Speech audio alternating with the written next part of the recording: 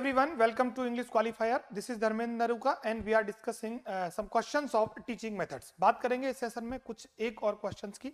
तो करते हैं सेशन की शुरुआत और आज का पहला क्वेश्चन हम स्क्रीन पर ये रहा आप लोगों के सामने। देखिएगा क्या क्वेश्चन कहता है। The basic requirements of a language proficiency test is that it must be complex, ambiguous, reliable और सिंपल। आप जरा आंसर करेंगे कि बेसिक रिक्वायरमेंट होती हैं लैंग्वेज प्रोफिशिएंसी टेस्ट की, उसमें क्या क्या होना चाहिए? कॉम्प्लेक्स होना चाहिए? नहीं। वो रिलायबल होना चाहिए? एम्बिगुअस होना चाहिए? नहीं। वो सिंपल होना चाहिए? नहीं। तो कैसा होना चाहिए? सॉरी, रिलायबल होना चाहिए। वो कैसा होना चाहिए माय डियर? वो कैसा होना चाहिए? रिलायबल होना चाहिए। ठीक है ना? कैसा होना चाहिए? रिलायबल होना चाहिए। तो पहला जो क्वेश्चन है आपका वो कौन से के साथ सही होता है? बी ऑप्शन के साथ सही होता है। चलो सेकंड नंबर का देखो। The basic language skills are, जो बेसिक लैंग्वेज स्किल्स हैं वो क्या क्या होती है? देखो सिंपल सा है, इसमें क्या आती है? LSRW, ये होती है इनमें चार। क्या होती है? LSRW। तो लिसनिंग, स्पीकिंग, रीडिंग और या ट्रांसलेशन है, तो ये तो गलत है आपका, है ना। और स्पीकिंग, टॉकिंग, आंसरिंग, ये भी गलत है। लिसनिंग, स्पीकिंग, रीडिंग और राइटिंग, बताओ जरा ये सही होगा या फिर ऑप्शन नंबर डी, या फिर my dear option number D जिसके बारे में मैं आप लोगों से बात कर रहा हूं, क्या वो सही होगा?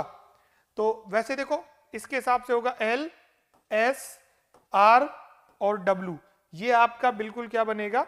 सही ऑप्शन बनेगा। ये माय डियर आप लोगों का बिल्कुल सही ऑप्शन बनने वाला है।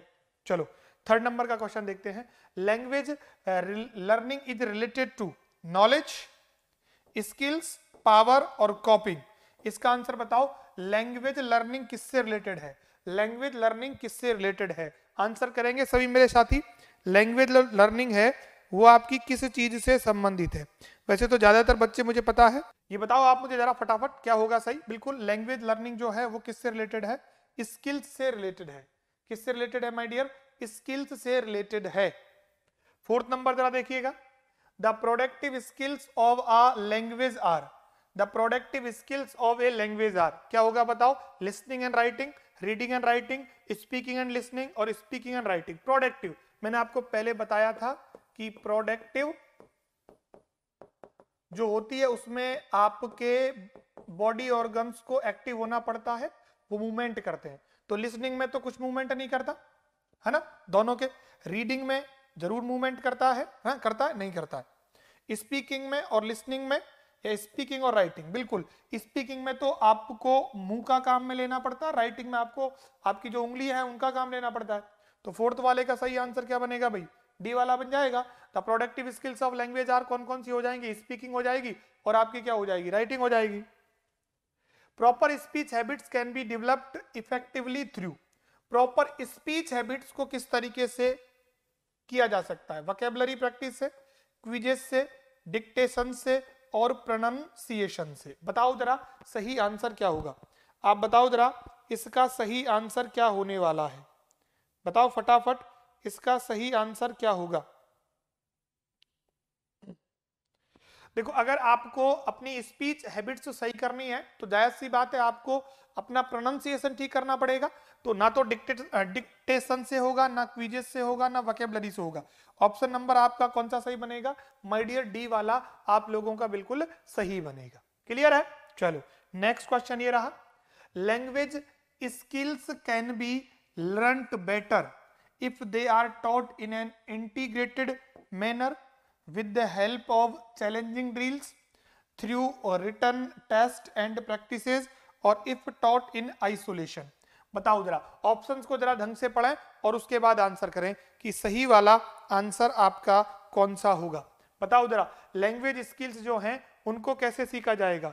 आइसोलेशन में नहीं सीखा जाएगा, रिटन टेस्ट के माध्यम से तो केवल पॉसिबल नहीं है, चैलेंजिंग ड्रिल्स नहीं। तो क्या सही होगा? अगर उनको एक इंटीग्रेटेड मैनर में सिखाया जाए या पढ़ाया जाए तो लैंग्वेज स्किल्स को बड़े अच्छे तरीके से आप लोग सीख सकते हो। क्लियर है भाई? तभी जाके आप इसको ढंग से सीख सकते हो। तो आपका 6 वाले में आपका ऑप्शन नंबर कौन सा सही होता है? ए वाला सही होता है। क्लियर है? चलो नेक्स्ट जो हम डिस्कस कर रहे हैं वो है 7 नंबर। देखो ये क्वेश्चन कई बार आ चुका है। यूनिट टेस्ट जो है वो बिल्कुल किसका हिस्सा है माय डियर? फॉर्मेटिव असेसमेंट का हिस्सा है। किसका हिस्सा है? फॉर्मेटिव असेसमेंट का हिस्सा है। मैं कई बार इस क्वेश्चन को अलग अलग सेशन में इंक्लूड कर चुका हूं, तो आप ध्यान रखें ये एक इंपॉर्टेंट क्वेश्चन बनता है। प्रीवियस ईयर्स में भी इसको अलग अलग एग्जाम में कई बार पूछा गया है। इसके अलावा 8 नंबर है, highly reliable test is objective type, true and false, ऐसे टाइप और नन ऑफ दीज। सबसे ज्यादा रिलायबिलिटी जो होती है वो किस तरीके के टेस्ट में होती है? बताओ जरा। सबसे ज्यादा रिलायबिलिटी जो होती है वो किस तरीके के टेस्ट में होती है? ऑब्जेक्टिव में, ट्रू एंड फॉल्स में। ऐसे में तो कैसे हो सकती है रिलायबिलिटी? ट्रू और फॉल्स में भी नहीं होती। सबसे ज्यादा किस में होती है? ऑब्जेक्टिव टेस्ट में होती है। और वैसे भी ट्रू फॉल्स जो होते हैं वो ऑब्जेक्टिव की तरह ही तो होते हैं। तो मेन तो जो सही आंसर बनेगा वो आपका क्या बनेगा? ऑब्जेक्टिव टाइप टेस्ट के अंदर ही ऐसा होता है। तो ऑप्शन नंबर ए वाला आप लोगों का बिल्कुल सही बनता है। 9 नंबर, अच्छा 9, अच्छा कोई दिक्कत नहीं है, अभी आप ये देख लो। Which of these is the strategy of remedial teaching? तो एक्शन रिसर्च और प्रोग्राम टेस्ट, बोथ ए और बी या none of the above. Remedial जो स्ट्रेटेजी है उनमें से कौन कौन सी प्रोसेस को इंक्लूड किया जाता है?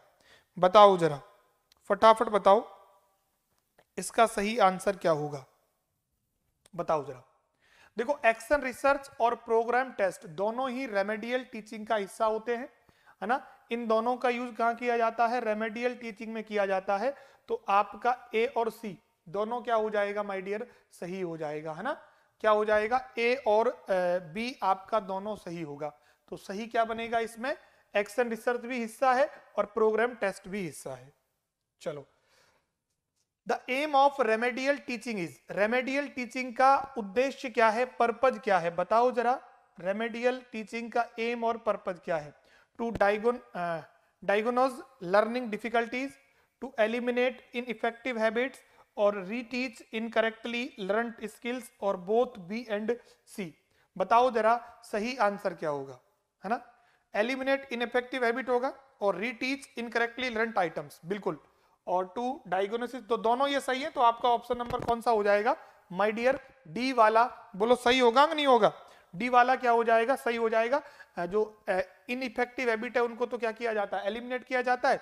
और जो इनकरेक्ट लर्नड स्किल्स होती है, जिनको गलत सीख लिया, उनको वापस सिखाया जाता है। तो आपका सही आंसर कौन सा बनता है? डी वाला बनता है। बात समझ में आई सभी को? चलिए नेक्स्ट क्वेश्चन देखिएगा। Delayed language development is called, delayed language development को क्या कहा जाता है? बताएंगे मेरे सभी साथी, डिलेड लैंग्वेज को क्या कहा जाता है? फटाफट बताओ। पहला ऑप्शन है डेफिशिएंसी, एफासिया, डमनेस और हैंडीकैप। ज्यादातर बच्चों को तो मुझे लगता है कि पता होगा इसका कि इसका सही आंसर कौन सा बनेगा। ज्यादातर को तो पता होगा जहां तक मुझे लगता है भाई। बाकी आप एक बार आंसर करें कि इसका सही आंसर क्या होगा, फटाफट बताओ। वैसे तो सभी को पता है कि इसको क्या कहते हैं? अफासिया कहते हैं ना। मैंने कई बार पिछले सेशन में आपको बताया भी है। इसका सही आंसर क्या बनेगा? अफासिया बनेगा। तो 12 क्वेश्चन तक हमने देख लिए हैं।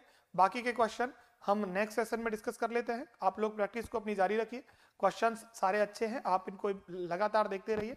आप धीरे धीरे करके आप इनमें सब में अच्छे नंबर ला सकते हो। मिलते हैं नेक्स्ट सेशन में, तब तक के लिए bye bye, take care and thank you.